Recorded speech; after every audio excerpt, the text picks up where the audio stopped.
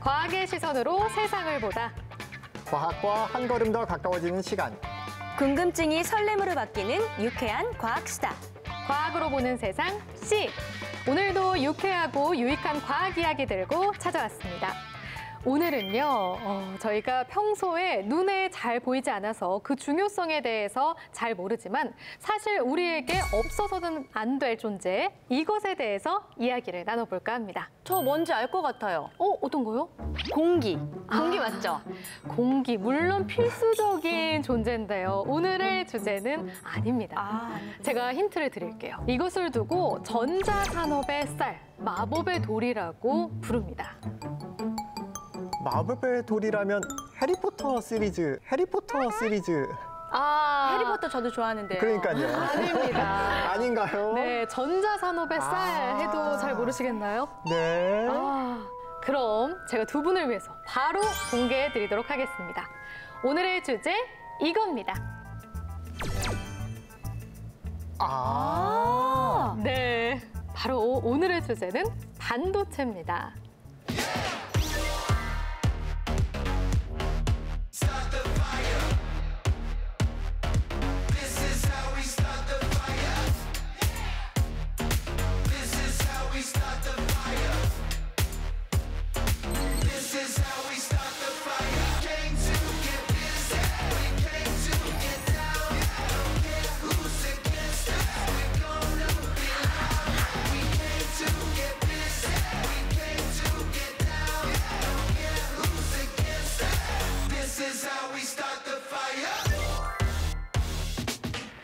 살면서 수없이 듣게 되는 단어지만 정작 반도체가 무엇인지, 어떻게 만들어져서 작동하는지 모르는 분들이 많습니다. 오늘 이 시간 이분들과 함께 반도체에 대한 궁금증들 모두 풀어보도록 하겠습니다.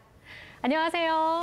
자나깨나 반도체하고 인공지능만 생각하는 뼛속 깊이 공학자인 카이스트 김정호입니다.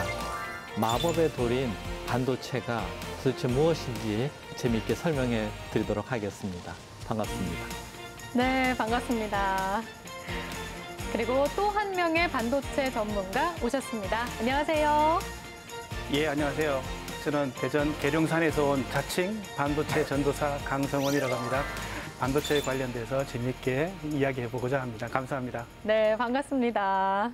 한국전자통신연구원이시면 이종호 박사님과 같은 연구원 아니세요? 네, 맞습니다. 그러면은 두 분 안면이 있으신가요? 예, 예전에 저희가 그 바이오 부서라고 있었는데 네네. 거기서 이 박사님하고 같이 이제 연구를 같이 한 적이 있습니다. 그럼... 그때 연구원으로 뵀던 이 박사님하고 지금은 완전히 방송계까지 점령을 하고 계신 것 같아요. 네. 깜짝 놀라고 있습니다. 네. 경계를 넘나드는 과학자시거든요. 네. 방송계까지 네, 오셨습니다. 제가 처음에 이 반도체에 대해서 이야기를 할 때 전자산업의 쌀 이렇게 소개를 했거든요. 그만큼 반도체가 중요하다는 의미겠죠? 그렇습니다. 쌀로 우리 생명이 유지되듯이 우리 산업, 경제, 미래도 다 반도체에 의해서 좌우된다. 저는 그렇게 이해를 합니다. 예를 들면 우리가 사용하는 컴퓨터, 핸드폰, 데이터 센터, 카메라에서부터 출발해서 냉장고, TV, 미래에는 자율주행 자동차까지 반도체가 없으면 동작하는 아무런 제품이 없습니다. 그래서 진정하게 산업의 쌀이 아닌가 이렇게 생각합니다. 근데 갑자기 이런 질문을 하고 싶어졌어요. 네. 도대체 반도체라는 의미가 어떤 건지 궁금해졌는데요. 네, 우리 보통 사람이 이중적인 성격이라고 하면 좀 나쁜다는 측면이 있잖아요. 그런데 좀 반도체는 이중적이에요. 그래서 원래 이제 실리콘이라는 모래에서 만든 물질인데 전기를 통하진 않은데 여기다가 불순물을 집어넣어요, 살짝. 네. 그러면 그 불순물 종류에 따라서 전기를 통하기도 하고 안 통하기도 하고 합니다. 그래서 반쯤 도체라는 거고요. 거기에 또 전기 시그널을 넣으면은 전기를 통하게 하기도 끊기도 하기도 해요. 그래서 이제 그 켰다가 껐다고 하는 게 이제 디지털이 0과 1인데 그 반도체 트랜지스터인데 그걸 조 단위로 엮어서 묶고 시계에 따라서 동작을 하면 계산도 하고 데이터 저장도 하고 송신도 하고 그렇습니다. 그럼 지금 우리 스튜디오 안에는 반도체가 몇 개 정도나 있을까요? 강성 소장님? 아, 네, 진짜 심각한 질문이십니다. 네. 사실은 어떻게 보면 이 조명등 하나, 여기 큰 조명들은 전력 반도체가 쓰이겠죠. 그리고 우리가 110V, 심지어는 5V, 3V 동작하는 반도체가 무수히 쓰이고 있다는 게 지금 눈에 보이네요. 네. 지금 여러분들이 가지고 계신 모든 카메라, 우리가 버튼을 누른다고 하는 그 자체부터 요즘에는 버튼에도 다 반도체가 하나씩 들어가니까요. 지금 IoT 세상이 되면 이 반도체가 더 늘어나는 방향으로 가는 거예요. 주변에 있는 모든 센서들이 반도체화되고 그것들이 생각도 하게 되고 이런 세상이 바뀔 것 같습니다. 아니 반도체라고 하니까 요즘에 주식 관심 있는 분들이 굉장히 많으시잖아요. 네. 저는 아직 시작은 안 했는데 관심을 듬뿍 가지고 있습니다. 네. 어떻게 오늘 이 시간 함께하면 좀 반도체 업계에 대한 흐름과 자세한 내용을 좀 알 수 있는 건가요? 예, 제가 그 반도체와 주식과의 관계를 얘기할 때 관련되는 산업을 좀 이야기할 겁니다. 네. 여러분들 좀 주식 투자하실 때 관심 깊게 봐주시기 바랍니다. 메모해야겠네요. 뒷책임은 제가 지지 않습니다. 전 세계의 경제 산업을 누가 이끌고 있냐면 플랫폼 기업들이 갖고 있습니다. 그 플랫폼 기업들의 대표적인 업체가 구글, 아마존, 애플, 마이크로소프트 이런 회사입니다. 이런 회사들은 어디에서 수익을 창출하냐면 이제 피라미드 구조인데 컨텐츠와 서비스를 갖고 이제 사업을 하는데 구매자, 수요자들을 붙들어 두기 위해서 인공지능을 갖고 이제 데이터 서비스를 하게 됩니다. 근데 그거를 가능하게 하려면 맨 밑에 하부 구조가 뭐가 필요하냐면 컴퓨터와 반도체가 필요하게 됩니다. 그래서 이 플랫폼 기업들의 전쟁이 어디로 지금 집중되고 있느냐면 바로 반도체로 집중되고 있는 겁니다. 그러니까 주가가 오르는 기업들은 플랫폼을 확대하는 가능성이 있는 기업들과 그 반도체를 공급하는 회사들로 이렇게 모여지고 있습니다. 아니 그런데 반도체 아까 말했던 그 밑에 네. 튼튼한 이걸 버티고 있는 게 사실 우리나라 아닌가요? 우리 반도체 강국으로 네, 좀 그렇습니다. 어깨 펴도 되는 거죠? 아, 그렇습니다. 어깨가 이렇게 올라가다 보면 이렇게 되지 않을까, 나중에. 어깨가. 네. CG 처리해 주시나요? 우리나라의 정말 쌀이에요, 이게. 제가 통계를 찾아봤는데요. 2018년 전 세계 반도체 공급업체 점유율을 보니까 1위와 3위가 한국 기업이더라고요. 그 두 기업의 점유율을 합치면 23%에 달한다고 합니다. 와, 그럼 거의 세계의 4분의 1을 차지하고 있는 셈이죠. 네, 그런 셈이죠. 우리 한국의 반도체 매출이 130조를 돌파했고 이익률이 무려 50%. 굉장한 고부가 가치 사업이죠. 그리고 수출 품목 1위가 반도체라고 하네요. 제가 이런 꿈도 꿔본 적이 있습니다. 조금 전에 말씀하실 때 우리나라 반도체 매출액이 130조 정도 된다고 그랬잖아요. 지금 이제 빅데이터 시대가 계속되면 혹시 반도체 수요가 10배가 10년 내에 늘어간다고 그러면 1,400조가 되는 거예요. 네. 그중에 한 30%만 세금을 낸다고 치면 400조가 돼요. 네.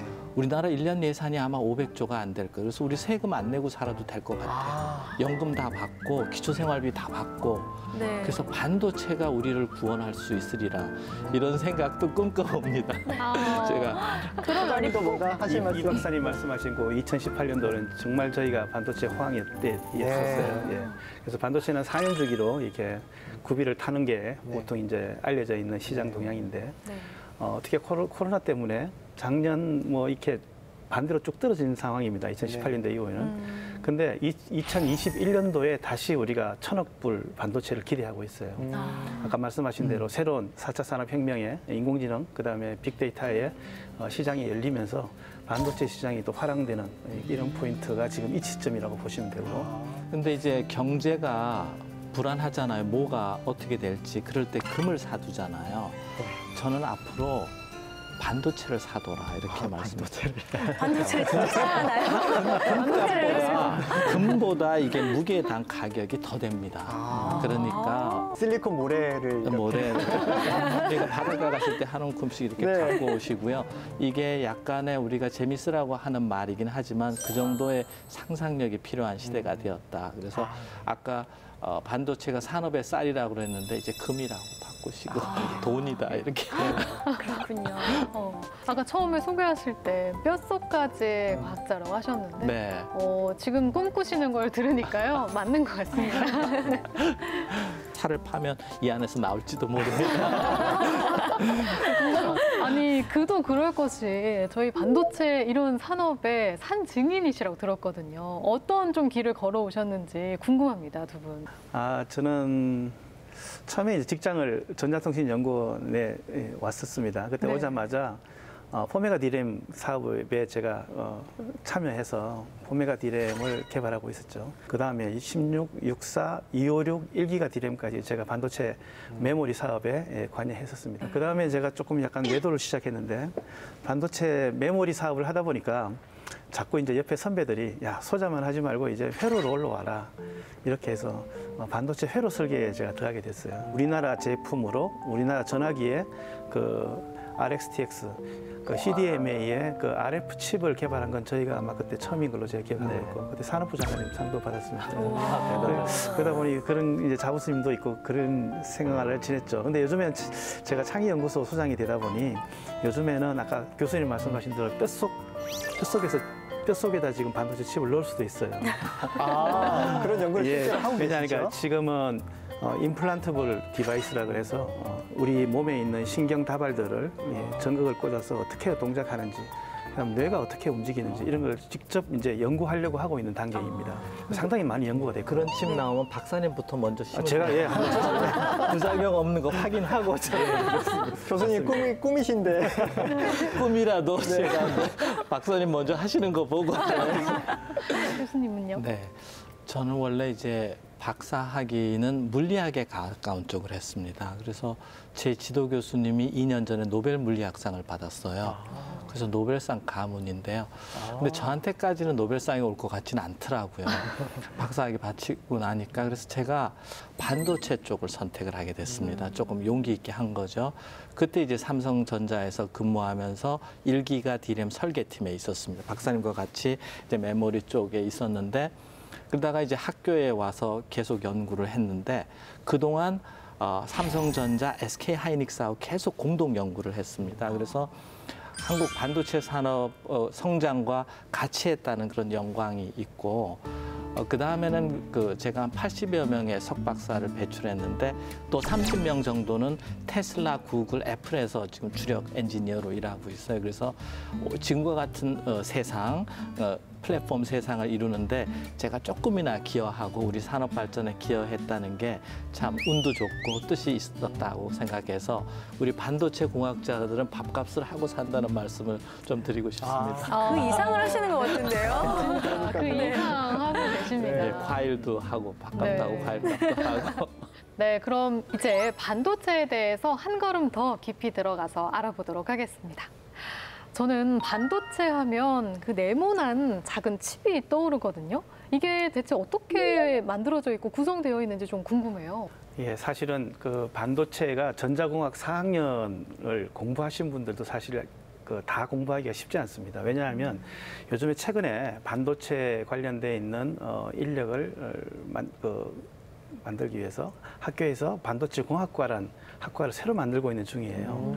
그래서 그 반도체 공학과에서 하는 일을 대부분 말씀드리다 보면 대부분의 설계, 공정, 그다음에 후공정 이런 게 있습니다. 그래서 설계는 완전히 컴퓨터가 다 하는 거라고 보시면 돼요. 어떻게 보면 엔트만 치고 나는 알고리즘만 만든다. 마치 우리 실행기지 짜듯이 그 설계하는 것이 전부 반도체 칩으로 자동으로 설계 데이터가 나옵니다. 그럼 그렇게 나온 데이터를 가지고 저희가 뭘 만드냐 하니까 반도체 마스크란 걸 만들어요. 반도체 마스크란 걸 만들어요.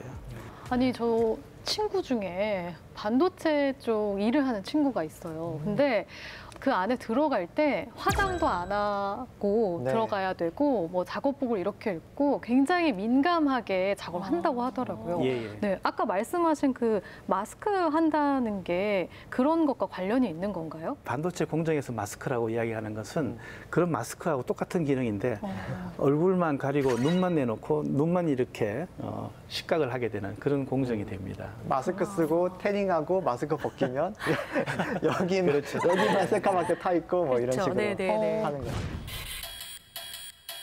포토마스크는 반도체 회로 패턴을 그린 유리 기판으로 반도체 8대 공정 중에서 포토 공정에 사용됩니다. 반도체의 얇은 막인 웨이퍼에 이를 웨이퍼에 올리고 빛을 쏴 반도체를 새깁니다. 반도체 공정은 실리콘 기판 위에 막을 덮고 그다음에 마스크를 해서 내가 잘라내고 싶은 데를 마스크로 막아냅니다. 그다음에 막을 잘라내고 그다음에 또 막을 덮고 마스크를 하고 그다음 또 잘라내고 이런 공정의 연속으로 반도체 소자가 만들어지는 것이 반도체 공정이고 그 공정의 횟수는 작게는 뭐 100공정부터 많게는 1000공정까지 아주 그냥 정말 사람이 정말 이런 일을 할 수 있나 할 정도의 정밀도와 정말 인내를 원하는 거죠. 저희 에트리에서 만들고 있는 반도체를 한번 가지고 왔습니다.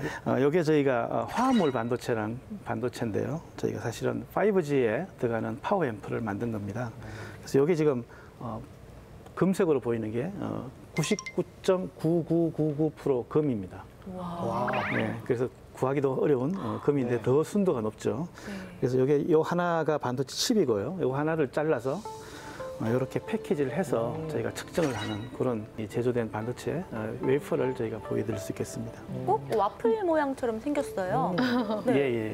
그러네요. 와플 같죠? 예. 네. 저희 여기 이제 반도체 화물 반도체는 저희가 4인치라고 이야기하고 실리콘 반도체는 6인치부터 8인치. 저희가 심지어는 12인치, 300mm 웨이퍼까지 저희가 다 개발하고 있는 중입니다. 우리나라에서는요. 아까 공정 말씀하신 걸 듣다 보니까 저는 약간 건축과도 비슷한 것 같아요. 예. 이 한정된 땅덩어리 안에, 웨이퍼라는 땅덩어리 안에 집정률을 높이기 위해서 위로 계속 쌓아나가고 그런 거 만드는 것들이 설계부터 건축, 시공, 공법을 계속 발전시켜 나가면서 저렇게 만들어지는 것 같아요. 맞습니다. 요즘에는 공법을 내가 원자를 10개를 쌓고 싶다.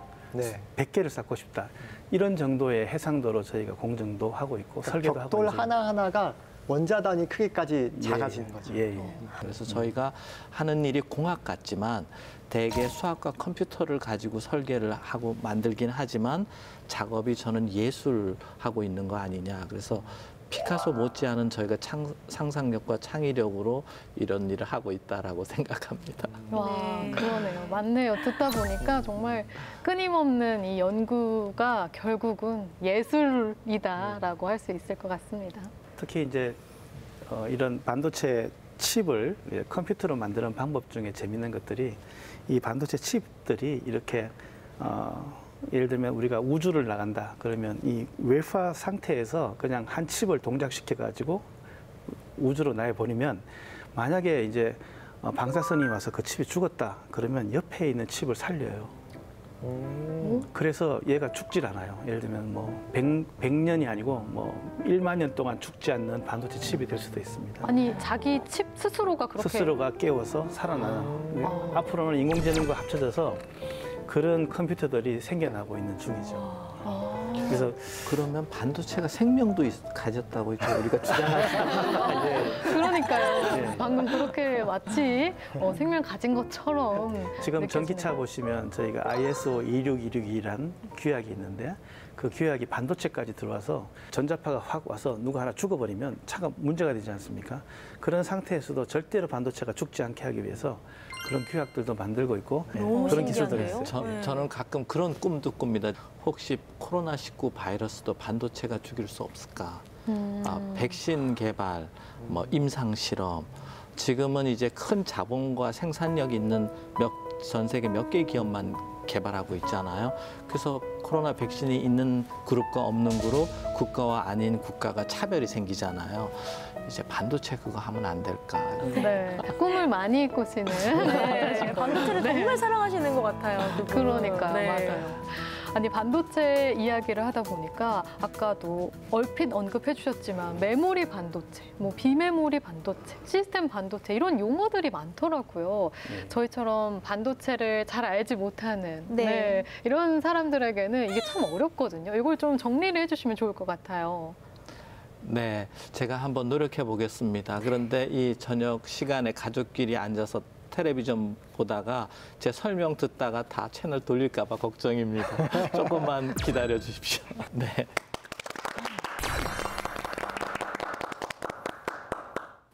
자, 반도체가 어떤 종류가 있느냐를 설명하기 위해서 컴퓨터 구조를 들고 왔습니다. 제일 1번으로 쓰이는 반도체가 CPU라고 합니다.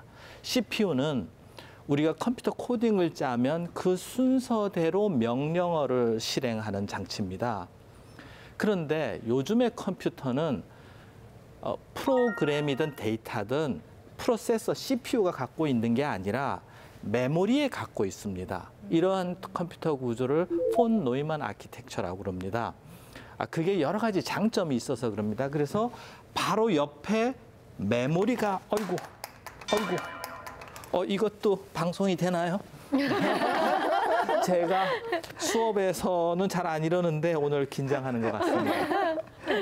그래서 프로세서는 CPU는 주가 누가 만드냐면 인텔이라든가 AMD라든가 스마트폰 같은 경우는 퀄컴, 삼성도 만들고 애플도 만듭니다. 그 옆에 반드시 D램이 있어야 돼요.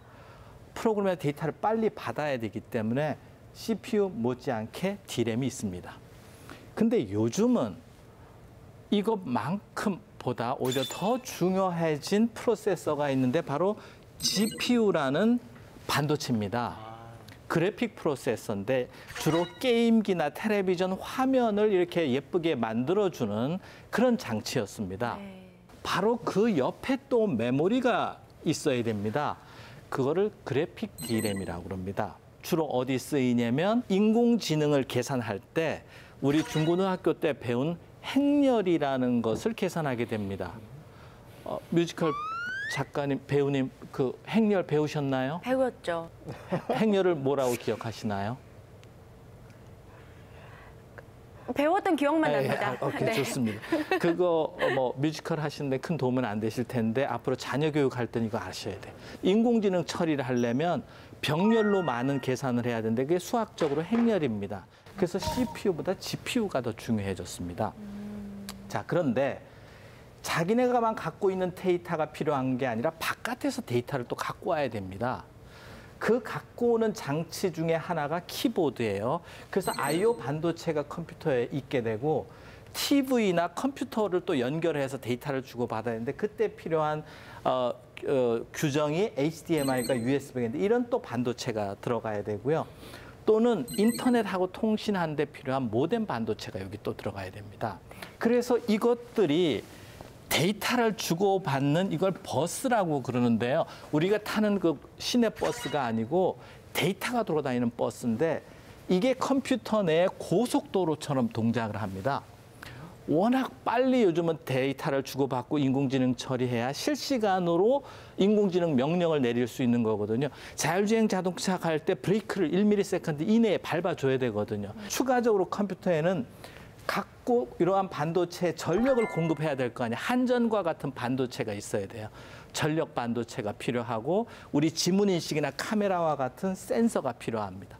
이런 것들이 대체적으로 현재의 컴퓨터, 자율주행 자동차든 우리 스마트폰인 컴퓨터가 갖고 있는 구조고 그때 필요한 반도체가 CPU, GPU, GD램, RD램, 뭐 SSD 이런 게 있는데 통상적으로 메모리라고 하면 GD램과 D램 가까이 있는 프로세서에 빨리 데이터를 주는 용도가 있고 조금 멀리 있지만 전원을 꺼도 꺼지지 않는 낸드 플래시 메모리가 있어요. 이 세 종류가 메모리가 있고 나머지들은 시스템 동작하는 데 필요하니까 시스템 반도체라고 합니다. 이거를 실물로 또 들고 왔습니다. 이게 컴퓨터인데요. 네. 여기에 지금 CPU라고 얘기하는 인텔이나 AMD에 만드는 프로그램을 돌리는 데 필요한 반도체가 요겁니다. 네. 여기서 얘기한 D램이 있다고 그랬잖아요. 네. 여기에 꼽히게 돼 있는 게 D램 모듈입니다. 이것들이 이제 많이 꼽힐수록 우리나라 회사 반도체가 성장하는 거고요. 그게 이 부분이 되겠습니다. 그다음에 이제 금이 좀 화면에 보일지 모르겠지만 이게 버스입니다. 한 32차선 버스가 데이터를 주고 받는 것이고요.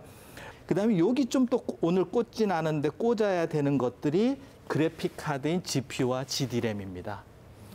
그거를 또 갖고 왔습니다. 여기 꼽는 건데 뜯어 이만합니다. 여러분 채굴 하시려면 GPU. 이거 사셔야 돼요. 아니면 인공지능 하고 싶으면 GPU가 요 안에 숨어져 있습니다. 근데 왜 이렇게 크냐? 하도 열을 많이 나가서 뜨거워서 냉각하기 위한 냉각 팬들이 여기 설치돼 있고요. 이 안에는 냉각 구조물들이 쫙 설치돼 있습니다. 이것들이 바로 여기 꽂히는 그런 형태가 됩니다. 이게 데이터 서버에 들어가는 거고요. 저희 같은 사람의 역할은 요거를 요 전체를 손톱만큼 만들자. 그리고 배터리로 1년 가게 하자. 그래서 박사님 몸에 집어넣자. 이게 저희 힘이 되겠습니다. 교수님 질문 있습니다. 네, 아주 우선 네. 질문하는 학생이 좋은 학생입니다. 아, 네. 예. 그럼 저게 전체가 다 하나에 들어간다는 건 메모리 반도체랑 시스템 반도체, 그러니까 비메모리 반도체가 하나의 반도체로 되는 제가 건가요? 학생이라면 A+를 주겠습니다. 네. 그런데 현재 CPU를 만드는 공정, D램을 만드는 공정, 전력 반도체 공정, 센서 공정이 다 달라요. 약간씩 물질도 다르고, 그래서 이게 합쳐지면 각자의 단점이 또 드러나는 측면이 있어요. 근데 우리 공학자의 역할은 각자 단점을 줄이고 장점을 이렇게 살리는 약간 오케스트라 지휘자 같은 역할이 있어요. 그런 거를 하는 게 이제 전체 아키텍트라고 우리가 얘기하는데, 우리나라 반도체에서 그런 아키텍트를 할 수 있는 인력이 더 많이 나올 필요가 있습니다. 이상 마치겠습니다. 와, 너무 잘 들었습니다. 네, 너무 속속 이해가 잘 된 것 같아요. 이 컴퓨터 그 자체가 반도체였군요. 그렇습니다. 네. 근데 세상에 컴퓨터 아닌 게 없어요. 그러니까 세상이 다 반도체다 이렇게. 네. 그런데 우리나라가 메모리 반도체에 되게 강하다고 했잖아요. 네. 이 중에서 특히 메모리 반도체에 강한 이유는 뭔가요? 우리나라가 사실은 처음에 반도체란 산업을 처음 시작할 때 많은 고민을 많이 했죠. 우리가 뭘 잘할 수 있을까? 정말 고민을 많이 했을 겁니다, 선배들이. 근데 정말 선택을 잘한 게 시스템 반도체는 그때 우리가 뭐 새로운 설계를 개발하거나 공정을 개발하거나 하는 기술력이 없었어요. 근데 메모리 반도체는 메모리 코어 셀을 반복적으로 놓고 그것들을 연결하고 교수님 말씀하신 버스를 메모리 안에 작게 집어넣을 수 있는 능력만 있으면 메모리를 만들 수 있는 기술을 확보하고 있었습니다. 애트리에서도 처음에 옛날에 구미에 먼저 전신 애트리가 있었는데 그게 한국전자기술원이라고 있었어요. 그때 32K 롬 기술을 갖고 있었습니다.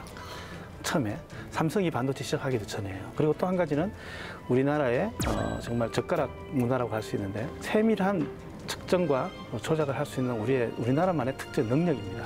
그래서 이런 것들이 조합해서 우리나라가 메모리 반도체를 먼저 석권했다고 저는 생각이 듭니다. 메모리 반도체는 결국 상대적으로 구조가 단순했고, 그러나 그걸 만들 공정에 있어서 원가 절감, 원가 싸움의 문제가 된 것 같아요. 거기서 우리나라 기업들이 굉장히 잘 해낸 것 같습니다. 예, 선택을 잘한 거고, 특히 메모리 반도체가 점차 이제 우리나라가 세계 최고로 되면서부터 정부와 특히 또 삼성, 또 하이닉스 이런 대기업들의 집중 투자가 또 이루어진 것도 아주 중요한 포인트입니다. 왜냐하면 저희가 메모리 사업이 아까 4년마다 이렇게 굴곡을 가지는데 올라갈 때는 문제가 없지만 내려갈 때는 우리가 대부분 다의 메모리 반도체 회사들은 그때 투자를 주저하고 있었죠. 그러나 우리나라는 그때 더 집중 투자를 해서 지금 세계 1위가 된 것은 그때의 우리 선배들의 결정이 아주 중요했다고 생각됩니다. 근데 저희가 이렇게 메모리 반도체에 강한데 비메모리 반도체는 우리나라가 좀 어떤 상황인지도 좀 궁금해요. 네. 그 우리가 이제 그 D램이라는 거를 이제 채택을 하고 성실성과 근면성으로 이렇게 잘 발전해 왔습니다. 빅데이터 시대를 맞아서 운도 좋았고요. 그런데 시스템 반도체가 약합니다. 아까 저기에서 보여드린 것처럼 CPU, GPU라든가 HDMI라든가 USB라든가 제가 왜 우리가 시스템 반도체가 약할까? 굉장히 부가가치가 높은데도 불구하고 저는 이런 생각을 해봤습니다. 우리가 자체적으로 시스템을 개발해 본 적이 있는가? 텔레비전은 우리가 만들었는가? 스마트폰은 우리가 처음 시작한 건가요? 다 수입한 거예요. 그러니까 우리가 시스템 반도체를 잘 하려면 시스템 자체를 맨 처음 우리가 해야 되는 거예요. 근데 지금까지는 우리는 시스템이 다 정해지면 거기 필요한 부품만 이렇게 납품을 하는 방식으로 갔던 거예요. 그래서 우리가 두 가지 약점을 갖고 있는데 하나는 시스템 자체를 설계해 본 적이 없다. 두 번째는 그거를 설계를 하고 동작하려면 소프트웨어하고 같이 설계를 해야 돼요. 이 시스템 반도체는 소프트웨어에 따라서 구조가 바뀌니까 네. 예, 그렇습니다. 그래서 근데 이제 하나의 희망은 판이 바뀌고 있다는 거예요. 4차 산업혁명이 되면서 인공지능 빅데이터 시대, 비트코인 시대 또는 아까 바이러스의 시대가 될 수도 있고 백신의 시대가 이런 판이 확 바뀔 때 우리가 시스템 자체를 설계를 하면 그 시대가 되면 우리가 시스템 반도체 1위가 될 수 있지 않겠는가 이렇게 생각을 합니다.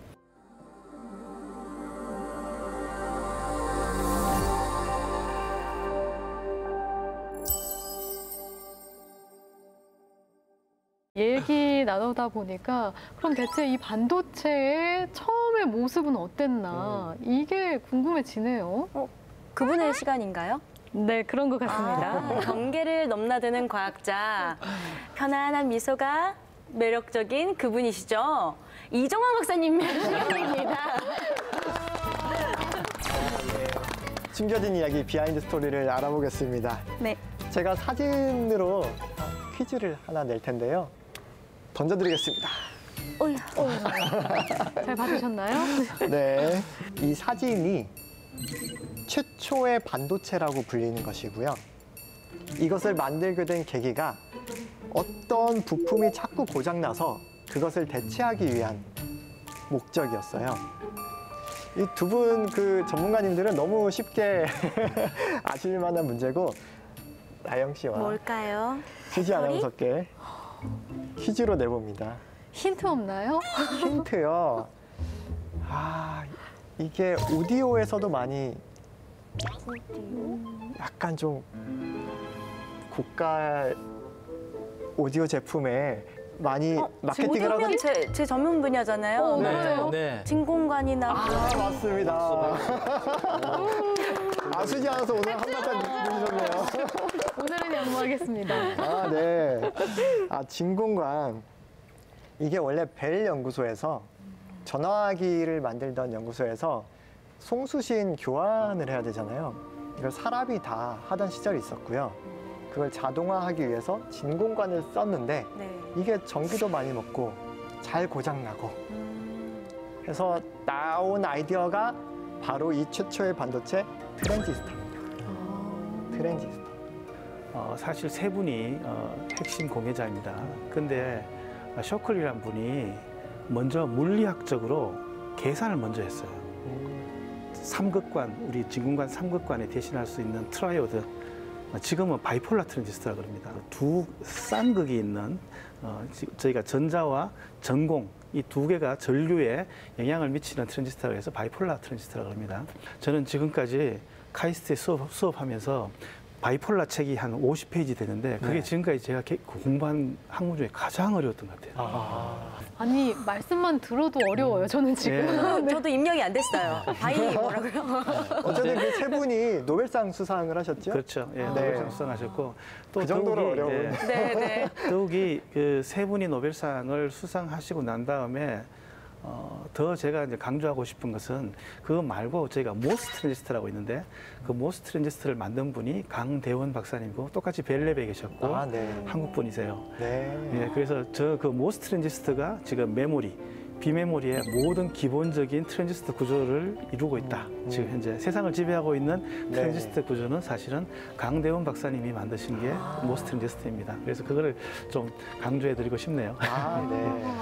그럼 저 컴퓨터 안에 들어있는 그 반도체의 가장 최소 단위 부품이 결국 강대원 박사님께서 모스 개발하신 트랜지스터. 예. 모스 트랜지스터. 예. 그대로 쓰이고 있다. 네. 이렇게 예. 일하시는 거예요. 쇼클리, 바덴 이런 분들이 만든 그 바이폴라 트랜지스터는 주로 전력 반도체가 전력 반도체 쪽에 많이 쓰이고 있는 트랜지스터 중에 한 구조입니다. 예. 빌 게이츠가 이런 얘기를 했다고 해요. 타임머신이 생겨서 과거로 돌아갈 수 있다면 이때로 돌아가고 싶다. 트랜지스터가 개발됐던 그 장면을 보고 싶다. 그 정도로. 그 정도로. 네. 그렇군요. 자, 그럼 다음 문제로. 네. 네. 이번엔 사진 없이 문제를 먼저 드리려고 합니다. 어. 우리나라에서 개발한 반도체를 가지고 만든 제품이 전 세계적으로 불티나게 팔렸던 최초의 제품이 무엇이었을까요? 저는 사실 앞에까지만 들었을 때는 TV를 생각했는데. 아, TV보다 최초라고 하니까 네. 아니겠네요. TV보다 훨씬 간단하고 훨씬 작고 우리 몸에 쉽게 몸에? 지닐 수 있는 몸에? 전자제품이었습니다. 헤드셋? 아니요. 언제쯤이죠? 헤드셋 이런 시절이 아니에요. 제가 힌트 좀 드려도 될까요? 네, 힌트 좀 주시죠. 그 시기가 스위스가 주도하는 산업을 일본이 옮겨가던 시절이었어요. 아, 맞네요. 비싼 그 제품을 맞네요. 맞습니다. 아, 요번에 한 번 주시면. 전자시계. 예. 네. 한국 반도체 주식회사가 1974년에 문을 열었는데 75년에 6달러짜리 전자시계 칩을 만든 거예요. 이게 불티나게 나가서 네. 3개월 만에 흑자 전환을 하고 네. 정말 공장 24시간 풀가동을 했다고 합니다. 그 시기에 제가 중학생이었는데 우리 학교의 부잣집 아들들이 전자시계를 차고 있었어요. 네. 우리는 째깍째깍 할 네. 때. 나중에 그게 소니 워크맨이나 디지털 카메라로 넘어가지만 네. 초창기에 일본이 이제 전략 공략하던 산업이었는데 그때 반도체가 우리나라에서 나왔다는 거예요. 그러네요. 그랬군요. 와. 그리고 그 한국 반도체 주식회사는 결국 나중에 지금 S 회사로 이제 네. 흘러 들어가서 지금의 반도체 산업 강국이 되는데 기여를 한 것 같습니다. 네. 여기까지 이정원의 잡학사전이었습니다. 그럼 박사님들께서는 지금 현재는 어떤 반도체를 연구하고 계시나요? 아까 우리가 여러 번 말한 것처럼 이게 자꾸 고층 건물로 되고 있다고 그랬잖아요. 네. 근데 고층 건물이 될 때라도 데이터를 빨리 집어넣고 빼고 할 수 있어야 돼요. 그래서 고속 엘리베이터가 필요합니다. 저는 고속 엘리베이터 개발하고 있습니다. 그러니까 1층부터 100층까지 100만 분의 1초 아니면 1조 분의 1초 단위로 팍팍하게. 근데 그 엘리베이터도 하나만이 아니라 요즘 1000개짜리 저희 학생들하고 설계하고 있고요. 네. 앞으로는 10만 개 엘리베이터 건물 하나에 그게 얼마나 빨리 올라갔다 내갔다 하면서 정확한 위치에 세워서 데이터를 쓰고 또 갖다 넣을 것이냐. 좀 그런 연구하고 있습니다. 네.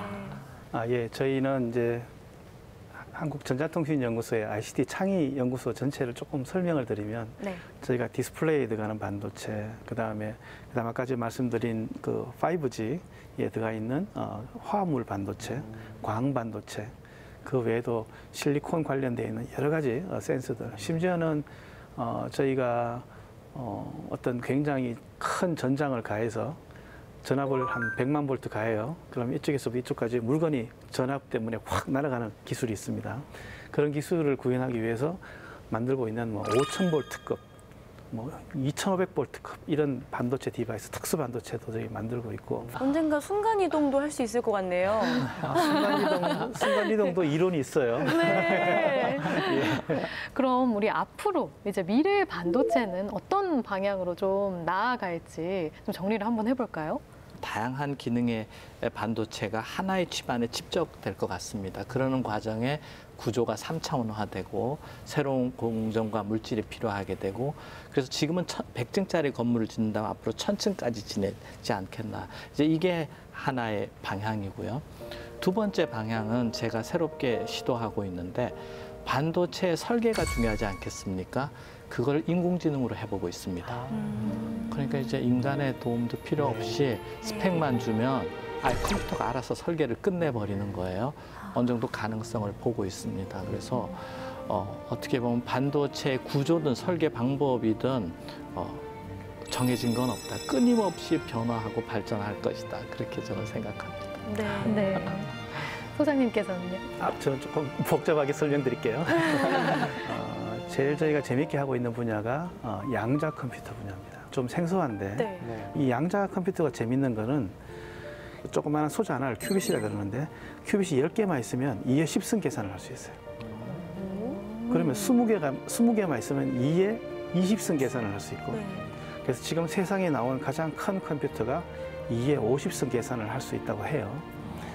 앞으로 미래의 컴퓨터가 슈퍼컴이. 그러면 우리가 양자, 소자 50개만 연결하면 양자 컴퓨터가 미래의 컴퓨터를 쉽게 따라잡는 거죠. 이제 반도체를 이용한 양자 컴퓨터 큐빗을 만드는 방향으로 저희가 생각하고 있어요. 그래서 그 미래 반도체의 양자 컴퓨터를 이용한 미래 반도체가 나오지 않을까라는 생각을 또 하나 하고 있고 또 한 가지는 아까 교수님 뼛속까지 반도체를 집어넣는 방법 중에 뇌하고 우리 신경이 이렇게 막 내려가는데 그 뇌와 신경의 여러 가지 현상들을 반도체가 학습을 해서 우리가 만약에 약을 먹으면 뇌가 이 신경에다가 신호를 주겠죠. 근데 약을 먹지 않고 반도체가 그 신경 주는 걸 갖다가 학습을 하면 약을 먹지 않더라도 반도체가 알아서 신경에다 자극을 주는 이런 반도체도 지금 저희가 하려고 하고 있고요. 네. 예, 그게 이제 저희가 이메디신이라는 기술입니다. 세계적으로 아직 알려져 있지 않아요. 말씀해주신 미래 반도체를 앞으로 짊어져야 할 분들이 바로 우리 학생들 아니겠어요? 그렇죠. 아마 지금 공부를 하고 있는 분들도 계실 거고 또 꿈꾸고 있는 학생들도 많이 있을 것 같거든요. 네. 저는 그 반도체 공학자로서 여러 가지 이제 자부심을 갖고 있습니다. 일단 뭐가 장점이 있을까 해보면 상상력의 집합체인 것 같아요. 해보고 싶은 거, 뭐 꿈꾸는 걸 막 해볼 수 있다라는 거, 그거 굉장히 공학자로 행복을 하고. 두 번째는 사회에 기여를 할 수 있는 것 같아요. 좋은 제품이 나오고 그걸 바탕이 돼서 산업이 발전하고 경제가 발전하고 일자리가 있고. 세 번째 재미는 뭐냐면 전 세계 과학자들하고 경쟁하고 소통하는 거예요. 아침에 일어나면 미국 이메일, 그다음에 오후가 되면 인도, 유럽, 전 세계 과학자들하고 소통하면서 사는 그런 기쁨이 있습니다. 근데 이런 기쁨을 전 후배들이 또 하라고 권하고 싶어요. 그래서 우리 청소년들이 수학 좋아하고 기초과학 좋아하고 공학을 좋아하면 꼭 이 길을 가라. 그래서 꼭 뭐 로스쿨이라든가 의대만이 길이 아니다. 이게 더 100배 재미있다라는 말씀을 꼭 하고 싶고 텔레비전을 보는 학부모님들도 꼭 기억해 주셨으면 좋겠습니다. 네. 일단은 수학을 잘해야겠죠? 수학은 좀 필요한 것 같습니다. 수학 공부를 열심히 하십시오, 여러분. 근데 수학을 하더라도 문제풀이가 아니라 그 논리, 상상력, 생각의 힘을 길렀으면 좋겠어요. 네. 그 수학 문제 푸는 것 자체는 컴퓨터가 훨씬 잘해요. 그러니까 수학도 바르게 공부하면 좋을 것 같습니다. 네. 저희 연구소에서 보는 반도체 앞으로 인력은 어떻게 보냐 하니까 저희는 창의력. 창의력은 두 가지로 생각할 수 있는데 없는 거를 있게 만드는. 근데 저희가 어떤 일을 계속 하고 있으면 없는 거 있게 만드는 건 쉽지 않습니다. 내가 어떤 흐름에 들어가 있으면 거기서 허들을 뛰어넘는 그 저희 브렉스루라 그러는데 저희는 또 다른 말로 필살기라고 그러기도 합니다. 필살기를 가지는 걸 내가 한번 그 맛을 보면 정말 희열과 정말 이 업계가 정말 내가 창의력과 어떤 그런 땀을 흘린 결과가 산업화가 바로 되는 그런 현장이 반도체라고 생각돼요. 우리 후배들이 꼭 좀 지켜주고 이 분야에 많이 연구했으면 좋겠다 이런 생각을 갖고 있습니다. 이제 마지막 공식 질문만을 앞두고 있는데요. 저희 공식 질문이 있습니다. 그래서 반도체는 뭐다? 여기에 알맞은 생각하시는 말을 넣어서 완성해 주시면 됩니다. 준비되신 분부터 먼저 할까요? 저부터 할까요? 네. 오늘의 주제가 이걸 거라고 예측했었는데 이거 맞는 것 같습니다. 제가 공기라고 했거든요. 반도체는 이제 없으면 저희가 살아갈 수가 없을 것 같아요. 반도체는 공기다. 그러네. 네. 네. 그러면 제가 해보겠습니다. 네. 저는 반도체는 작지만 큰 세상이다. 지난주에 이어서 계속 적극적으로. 소질 있으셔. 그러니까요. 한번 써볼까요? 네. 아니 반도체는 사실 말씀해 주신 것처럼 점점 더 작아지고 정말 있고 그러네요. 정말 작은 세상인데 반도체가 만드는 세상은 정말 넓잖아요. 네. 이제 빼놓고 이야기할 수 없을 정도로. 그래서 이렇게 이름 지어봤습니다. 어떠신가요, 교수님? 저는 반도체는 우리의 미래다. 우리 산업, 경제 다 이거에 달려 있고요. 우리나라의 생존도 반도체에 달려 있다. 그렇게 생각을 합니다. 저는 교수님이 반도체는 뼛속에 있다 하실까 봐. 너무 반도체가 들어가다 보면 골다공증 걸릴 수도 있어요. 점쟁이 넘으시는 걸로. 소장님께서는. 예, 저는 뭐 쉽게 반도체는 영혼이다. 영혼이요? 어디까지 가고 있냐 하니까요. 제 영혼에, 제 뉴런의 뇌에 있는 뉴런을 다 분석해서 반도체에다 지금 심으려고 하고 있어요.